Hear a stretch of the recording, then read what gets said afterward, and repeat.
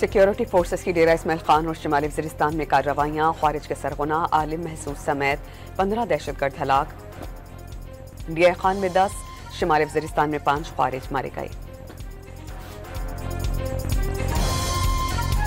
अमरीका दहशतगर्दी के खिलाफ पाकिस्तान की काविशों का मुअत्तरफ। क़ाए मकाम अमरीकी सफ़ीर की वफ़ाक़ी वज़ीर दाखिला से मुलाकात। इस्लामाबाद धमाके की शदीद मज़म्मत।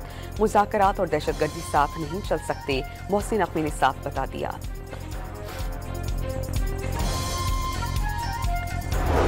फैसल मुमताज़ राठौर ने आज़ाद कश्मीर के वज़ीर आज़म का हलफ उठा लिया। तकरीब में चेयरमैन पीपल्स पार्टी भी शरीक थे। शेड्यूल के मुताबिक असेंबलियों की मुद्दत खत्म होने तक 6 माह हुकूमत करेंगे। नौ मुंतखब वज़ीर आज़म का सदर जरदारी और बिलावल भुट्टो से इज़हार तशक्कुर।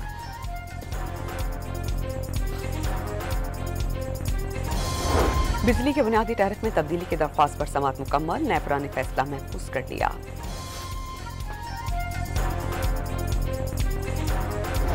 और दोहा में जारी राइजिंग स्टार एशिया कप में पाकिस्तान की फतुहात की हैट्रिक।